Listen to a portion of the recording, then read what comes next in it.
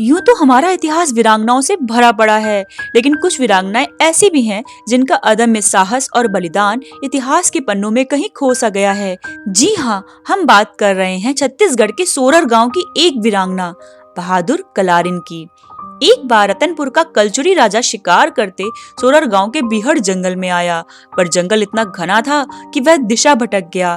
तभी घने जंगल में कुछ दूरी पर राजा को एक टिमटिमाती हुई मशाल दिखाई दी।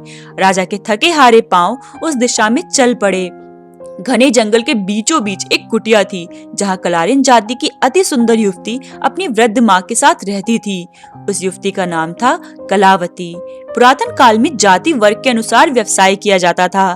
कलार जाति का पारंपरिक व्यवसाय शराब बनाकर बेचने का था। कलावती प्रतिदिन मचौली में बैठकर जीविकोपार्जन के लिए शराब बेचती थी।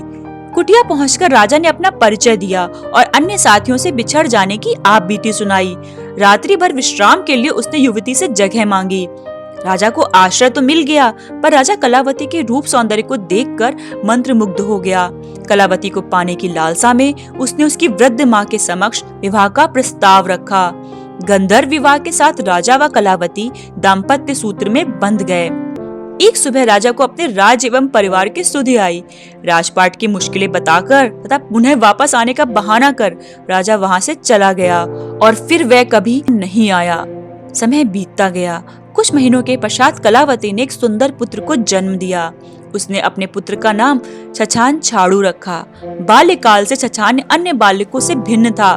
जिज्ञासावश कभी कभी सोचता कि आखिर मेरा पिता कौन है, लेकिन माँ से पूछने का साहस वह नहीं कर पाता था। युवा होने पर उसने अपने माँ से अपने पिता का नाम पूछा और माँ के द्वारा नाम बताए जाने पर अपने पिता से तथा समस्त राज परिवार से उसे घृणा हो गई। दिन रात वह केवल एक ही बात सोचता कि माँ पर हुए अत्याचार का बदला कैसे लिया जाए। उसका विद्रोही मन तरह तरह की योजनाएं बनाता।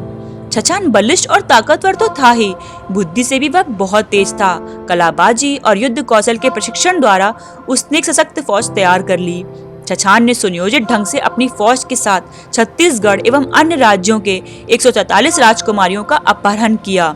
गांव में उन्हें बंदी बनाकर रखा गया। उन्हें क्रूर यातनाएं दी गईं। राजकुमारियों पर छछान का कठोर जुल्म कलावती को अच्छा नहीं लगा। उसकी नजरों में यह नारी जाति का अपमान था। निरपराध राजकुमारियों को जुल्म से मुक्त कराने का उसने भरसक प्रयास किया, लेकिन छछान ने उसकी एक ना सुनी और यातनाओं का क्रम चलता ही रहा। अंततः बहादुर कलारिन ने अपने ही बेटे के लिए ऐसा कार्य किया जो सामान्यतः एक माँ के लिए असंभव था।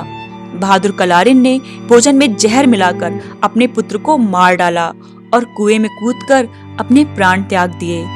नारी अत्याचार के विरुद्ध किसी महिला द्वारा अपने ही बेटे के बलिदान की यह गाथा अपने आप में बेजोड़ है। जनमानस के बीच कलारिन के इस साहसिक कार्य ने उसे बहादुर कलारिन बना दिया।